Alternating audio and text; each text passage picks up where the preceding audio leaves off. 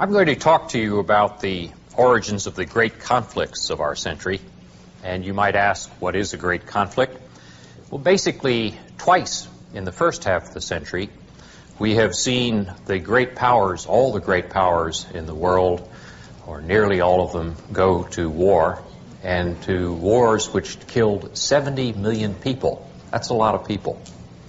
And in the second half of our century, we had the Cold War, which essentially dominated our lives, dominated international politics from 1945 to about 1990.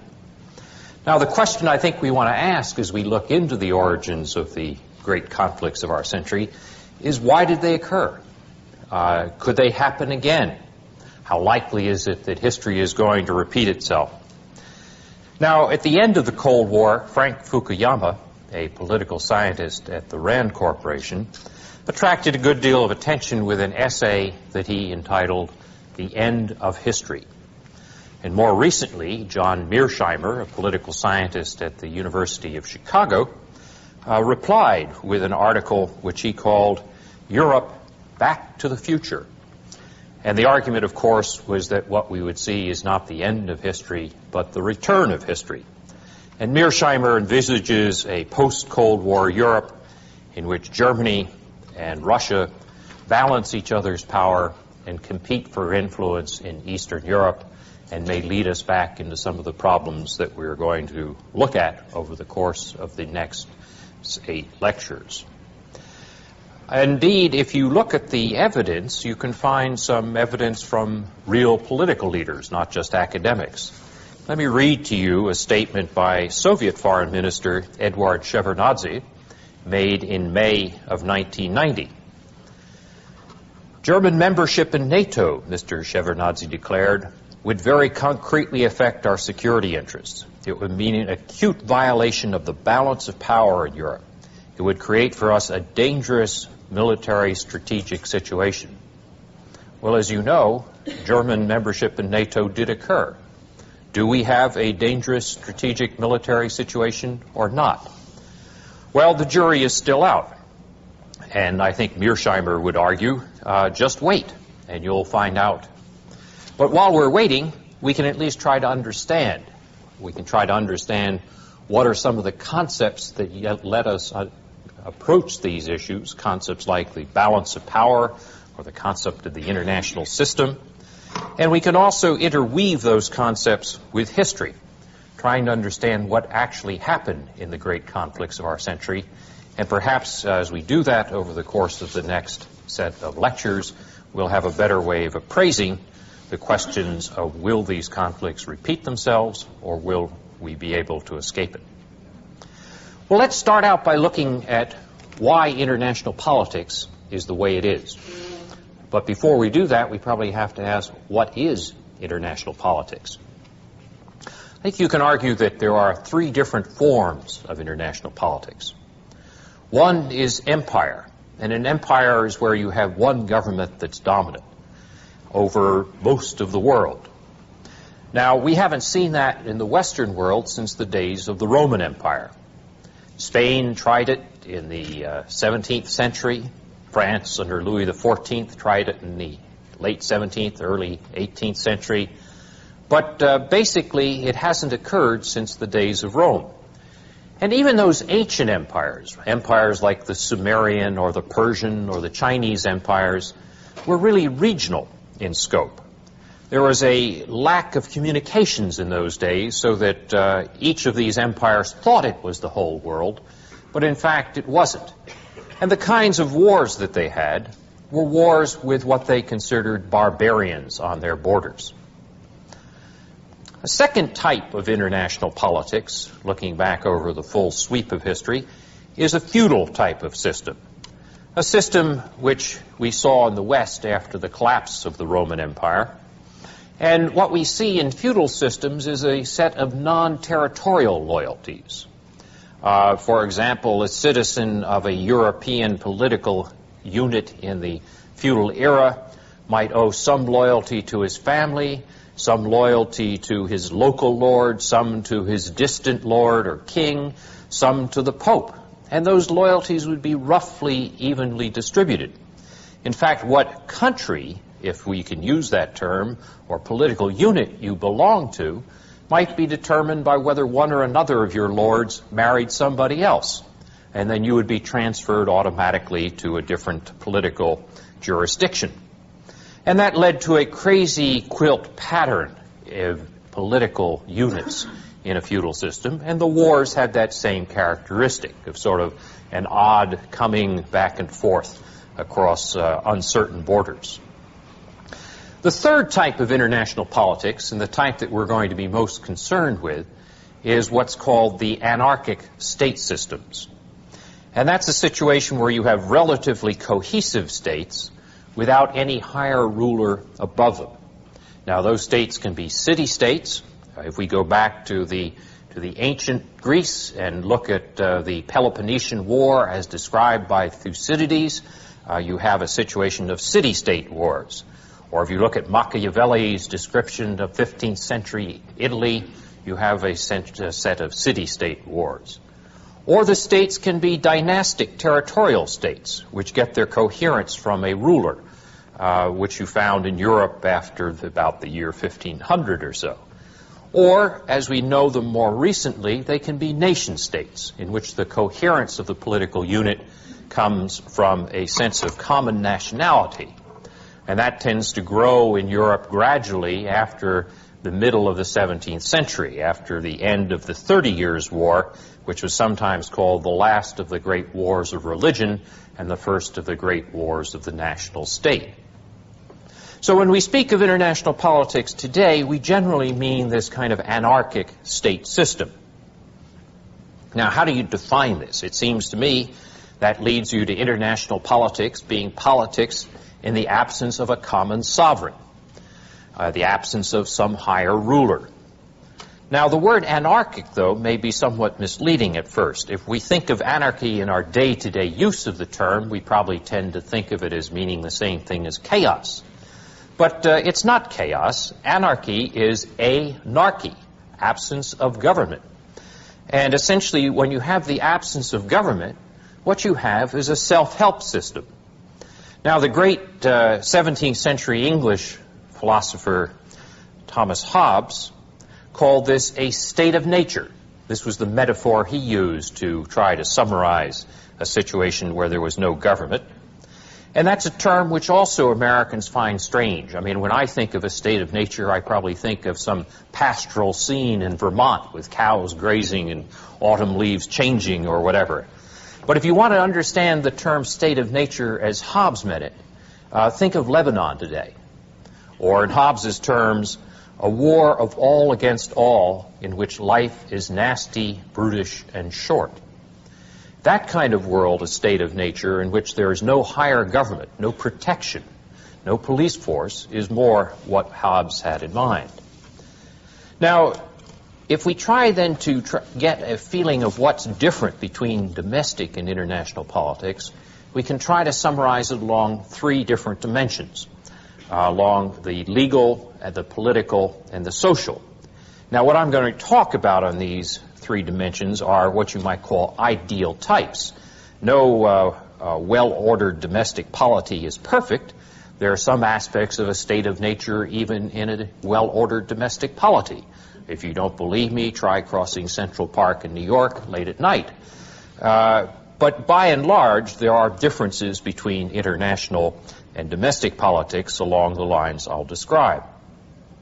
First, at the legal dimension, domestic law is generally obeyed. And what's more, if it's not obeyed, there are usually sanctions against the lawbreakers. On the international level, law is often not obeyed. Indeed, there's the absence of a common legislature, and there are competing legal systems. And what's more, there's an absence of a common sovereign to enforce the law if it is disobeyed. So there are differences in the legal dimension. Politically, there are also differences that revolve very much about the role of force. In a well-ordered polity, you will find that the government has a monopoly on the legitimate use of force. In international politics, just the opposite. There's no monopoly on the legitimate use of force. This is what we mean when we say that international politics is the realm of self-help. And if you're in the realm of self-help, then if you're bigger or stronger, you can help yourself more. And that means that essentially where there is that inequality and where force can always be used, there will be a higher proportion of distrust and suspicion in the political system. And a third dimension by which domestic and international politics differ is in the social area. There's much more of a sense of community in the society that undergirds a well-ordered domestic polity. There's usually a sense of common loyalties, common standards of justice, common views of what's legitimate authority. International politics, again, is very different. The sense of community is either weak or non-existent, and there's very little sense of common loyalty. There are often very great disagreements about what's just or what's legitimate. And the threat of force always dramatizes the issues of potential threats to survival. The result is a greater separation in international politics between the basic human values of order and justice. Or, as some would put it, you have to have survival before you can have a good life. And in domestic politics, we tend to take survival for granted. In international politics, we have to make questions of survival come first. Now, that doesn't mean that law and ethics play no role at all in international politics. On the contrary, they do. But it does mean that they play a very different role than they do in normal domestic politics. In short, then, international politics is different. And the difference stems from the fact that it takes part in an anarchic system. In other words, in the absence of any common sovereign or ruler above the states. It's the realm of self-help, the realm of the state of nature. But even if we use that metaphor of a state of nature, there are different types of state of nature. For Thomas Hobbes in the 17th century, a period where England was racked by civil war, he stressed the insecurity, the role of force, the threats to survival. He saw it essentially as a state of war. For John Locke, a British philosopher a century later than Hobbes, and indeed one who had a strong effect on the American view of politics, the world was less threatening. This was an England in which peace of a sort had come, and his state of nature was more benign. And analogously, we could argue that there are two views among theorists of international politics, one of which stresses the more somber and dark side of the subject, or the potential of an anarchic system, and the other which sees the lighter or more optimistic aspects of an anarchic system. The first of those, who stem from Hobbes, and before Hobbes all the way back to Thucydides in his account of the Peloponnesian War, are sometimes called the realists, with a capital R. They focus on the central problems of war and peace. In the more modern period, in more modern American writings, we would look at writers like Hans Morgenthau or George Kennan, or in Europe, somebody like the great French writer Raymond Aron. These people, we might say, are the traditionalists of approaching international politics. These are the people who represent the central tradition of analyzing international politics. Realism has been very much dominant in analysis of international politics, but there's a second strand of thought which I will call liberal. Now, I don't mean liberal in the way we use liberal in domestic American politics, a term which has been corrupted from its original 19th century European usage. I'm talking about thinkers who would stretch back to Immanuel Kant, the 18th century German philosopher, or John Stuart Mill, the 19th century British philosopher, or Woodrow Wilson, the 20th century American president. And these liberals in international politics argue that there's a global society that functions alongside this set of states. And that basically creates a context for the states.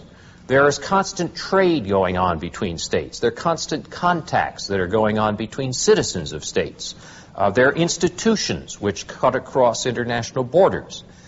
So the liberals would say international politics is not a world of billiard ball states. It's one in which the states have many contacts and ties, economic, social, and moral, that concern citizens and cut across borders. And in that sense, that the difference between domestic and international politics as being so totally stark, so totally two ends of a spectrum, is exaggerated. And in the way, then, liberals would say, Thomas Hobbes's view that international politics is a state of war focuses only on the extreme cases and misses the economic interdependence and the evolution of global society that is going on. Now, the realists have a comeback for that. Indeed, they will come back by quoting Hobbes. And Hobbes has a famous statement in which he says, "Just as stormy weather does not mean perpetual rain, so a state of war does not mean constant war. But the propensity to war makes states focus on war and security even in times of peace." And any of you who have wandered around London on a spring day and watched the number of English people carrying umbrellas on a sunny morning will realize that Hobbes had something for his point of view. And indeed, if we look back historically, we can look to the period before World War I in 1914 and see further evidence for this view. In 1910, President Jordan of Stanford University wrote a piece arguing that future war is impossible. Norman Angell, an Englishman, wrote a book along the same lines. And in 1914, Europe was indeed tied together by webs of relations between labor unions, scientists, businessmen, and so forth. And all that was swept away in August of 1914, as we'll see a little later in these lectures. But neither the world nor the arguments stopped in 1914. In the 1970s, there was a resurgence of this liberal thought about international politics. There was a rising social and economic interdependence in world politics, which became increasingly apparent in the 1970s, and this gave a new breath of life to the traditional liberal view of the situation. Indeed, recently, a political scientist at the University of California, Los Angeles, Richard Rosecrans, published an interesting book called The Rise of the Trading State. And what Rosecrans argued is that a state can increase its power in one of two different ways. It can do it through territorial conquest, through conquering your neighbor and incorporating it, which has been the traditional way through much of history, or it can do it through trading, through essentially having economic ties with many states and having economic growth which relates from those many ties. And Rosecrans argues that the difference is that in the second way of increasing your power, through a trading arrangement, through economic growth, everybody can benefit, whereas in the first way, some benefit at the other's loss. If you conquer another country, the country you conquer loses. If you trade with the other country, both you and the other country can gain.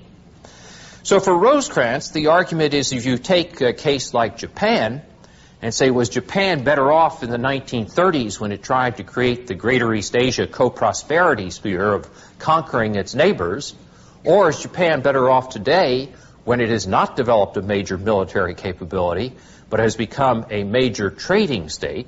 Rosecrans would say it's done much better in the second period than in the earlier period. And therefore, he would argue, what we're seeing is a justification for this liberal view of success in international politics.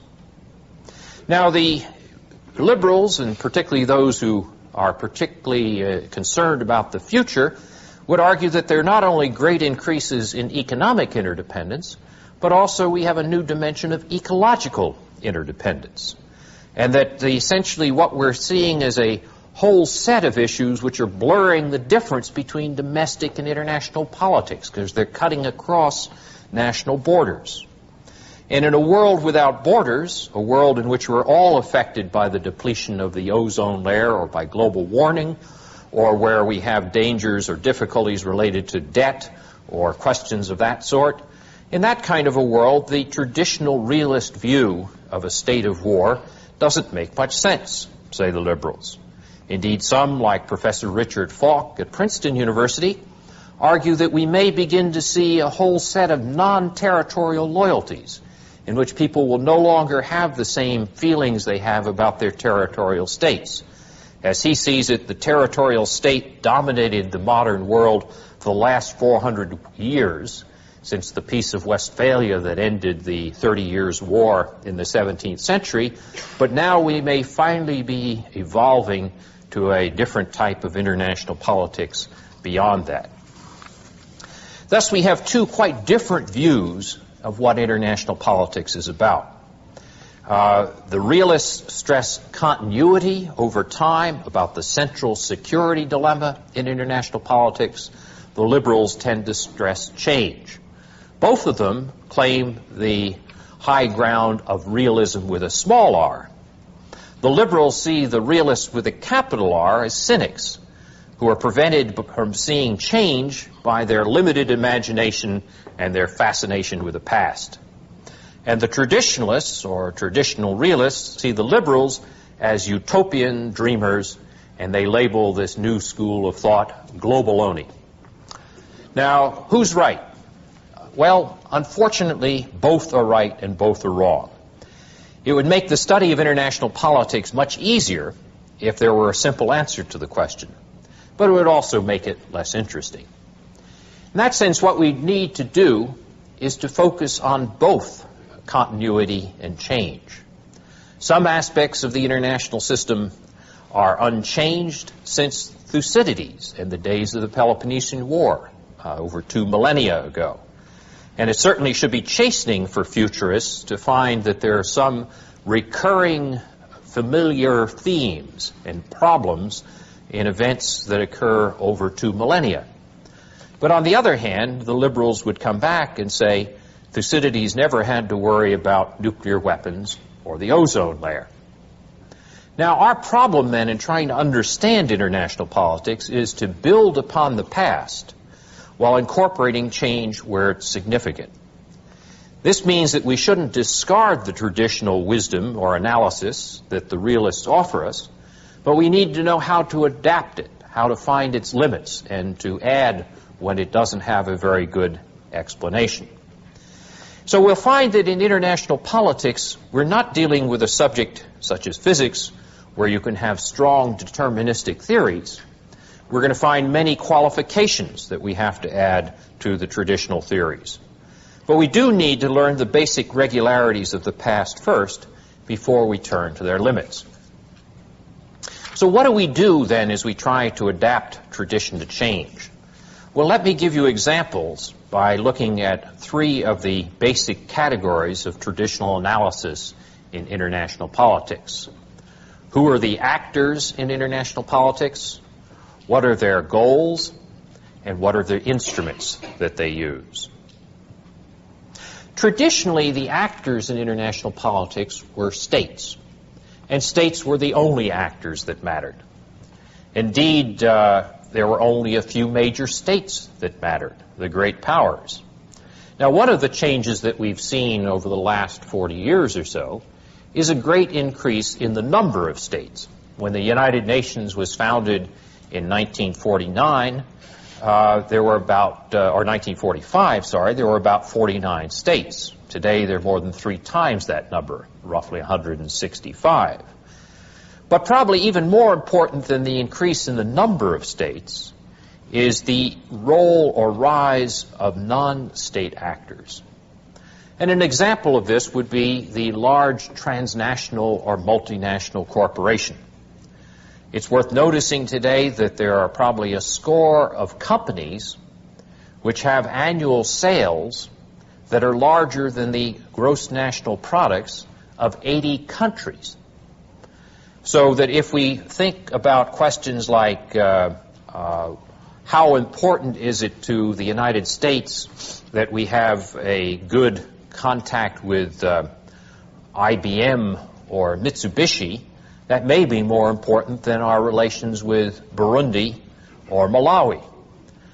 Now, it doesn't mean that IBM or Mitsubishi or Shell have military force, but the fact that they have this enormous economic power may be more relevant to what happens in the United States than the forces, such as they are, of Burundi or Malawi. Now, essentially, as we look at the question of the non-state actors, multinationals are concrete and easy to pin down, but they're not the only type of non-state actors.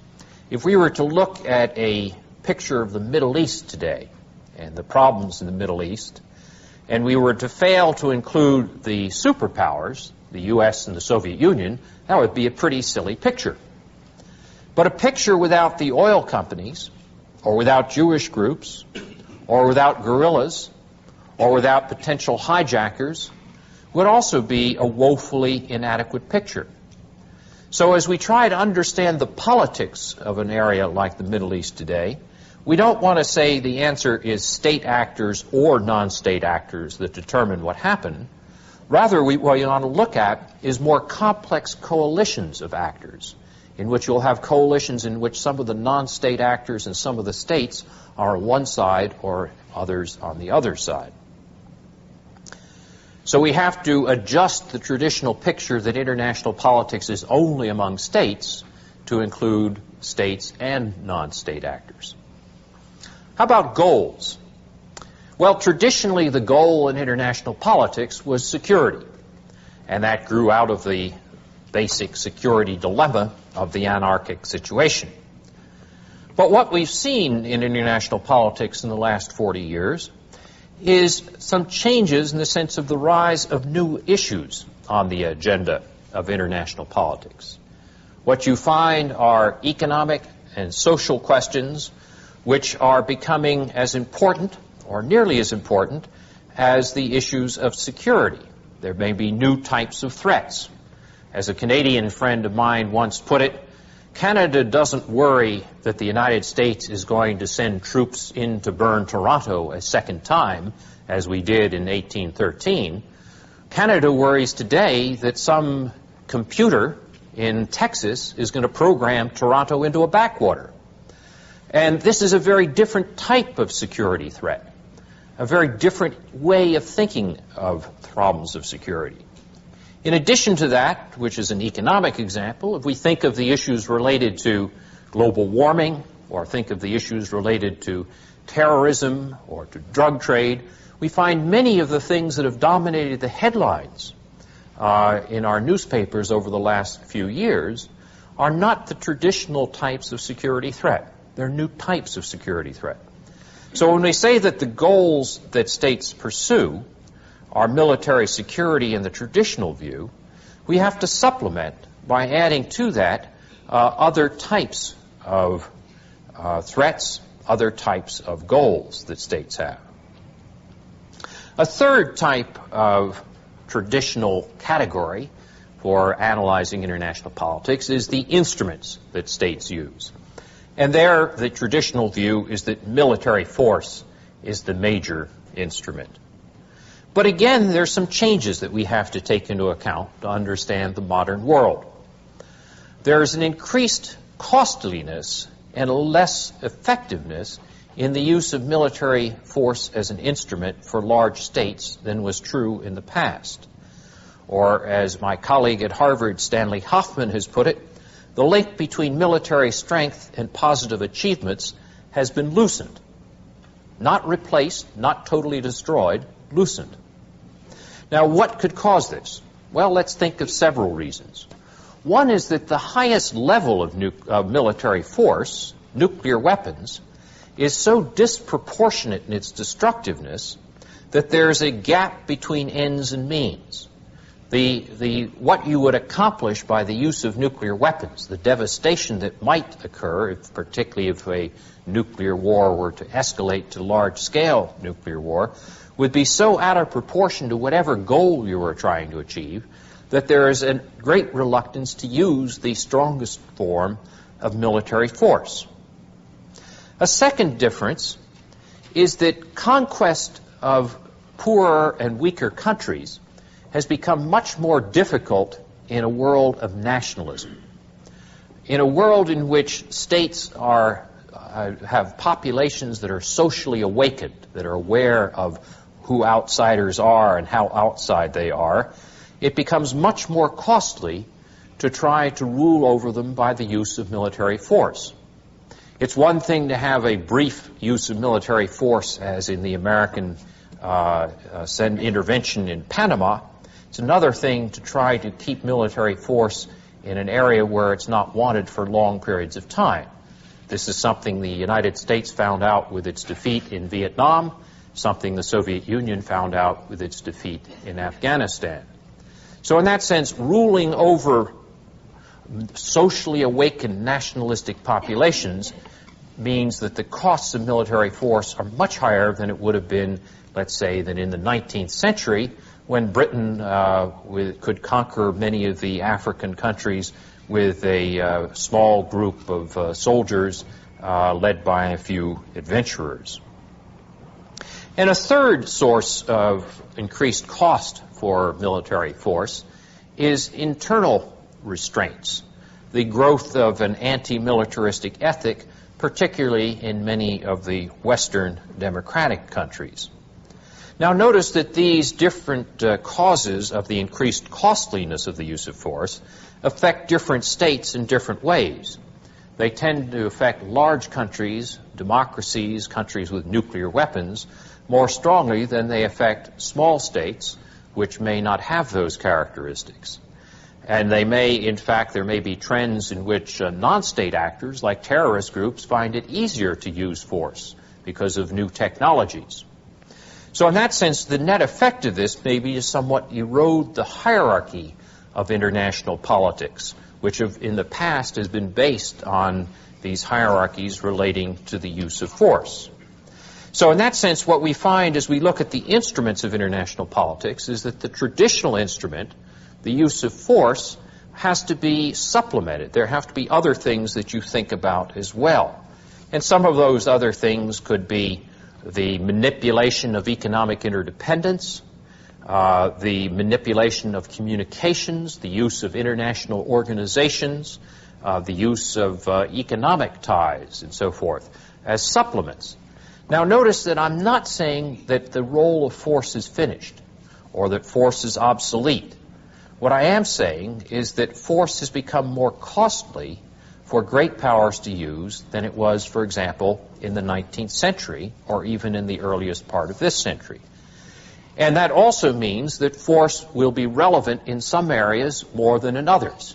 If you're living in an area where you have major threats to your survival, and survival comes first, and I would use the Middle East as a prime example of that, the role of force may remain the primary or dominant instrument. But if you're living in another area, you may find that the role of force is relatively irrelevant. Take the relationship between the United States and Japan today. When we have an economic dispute, a trade dispute with Japan, the idea that we could use force to solve it seems irrelevant, out of the question.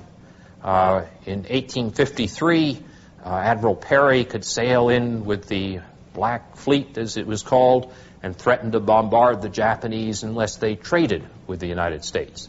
The idea that we would threaten to send an aircraft carrier into Yokohama Harbor today if the Japanese didn't change the value of the yen is obviously ludicrous. So in that sense, what we're seeing is not the end of the use of force, but different parts of international politics where force is more relevant or less relevant, or more costly, less costly. Now, what that leads to, then, is a picture of international politics in which the game, as described by the traditionalists, goes on. That's the game, essentially, of worrying about how you provide order and security in an anarchic situation. It's a game in which the realm of self-help still exists, in which military power remains important, but a game which is also somewhat changed, a game that's not exactly like it's been played in the past. So that as we try to judge the future as to whether these predictions of whether history will repeat itself or not, we have to take into account both the continuities and the changes. Now, there can also be some somber thoughts that grow out of this. For example, Robert Gilpin, a political scientist at Princeton University, in a book called War and Change in the International System, argues that since the Peace of Westphalia, since 1648, the end of the 30 Years' War, in the modern international state system, what we've seen has been a situation where there have been leading states. One state tends to be predominant. And in those situations, these states tend to help to keep order. And they often tend to have a set of wars that go along with this. And Gilpin would argue that when these states weaken, when they start to decline, when another large state tends to take their place, then the whole system shakes. It's like the metaphor in geology of tectonic plates that begin to shift and the earthquakes that follow from it. So that you find that Spain in the 17th century, France in the 18th century, Britain in the 19th century, says Gilpin, America in the 20th century, have been these predominant states, but when they begin to slip, when they're challenged by another state which is going to become the new leader, then you get these large major international conflicts, sometimes called hegemonic wars, that shake the whole international system. And at the end of those periods, says Gilpin, you'll get a peace treaty, a new leading country, you'll get stability for a period until the leading country begins to decline and the whole system is shaken again.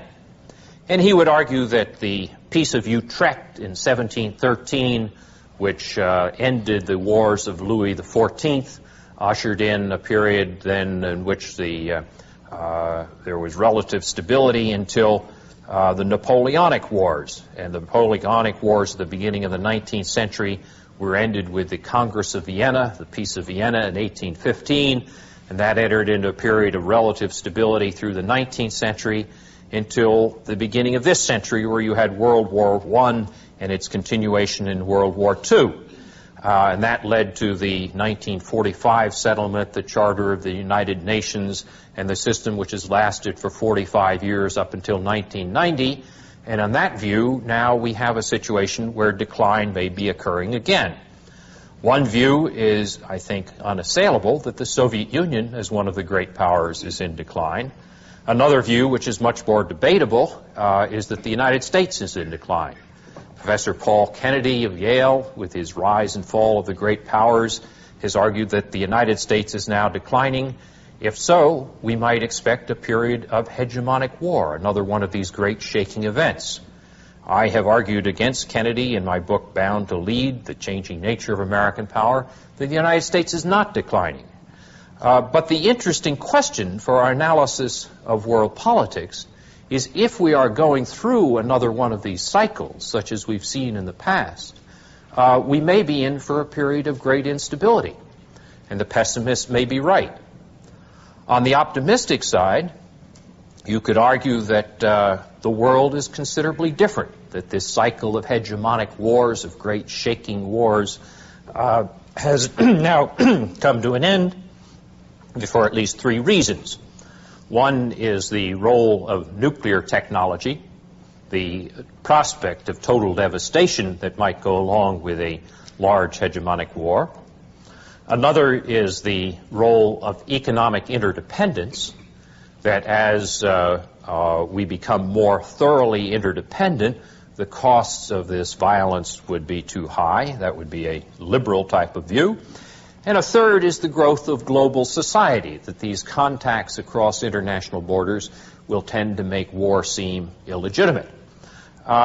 We don't know whether these differences are going to make the critical difference or not. If balance of power is maintained, and if there is no turmoil in the economic and social basis of the world as there was in the 1930s, our world may gradually evolve without hegemonic war. I would say that one must certainly hope so, because in a nuclear age, the next hegemonic war could well be the last.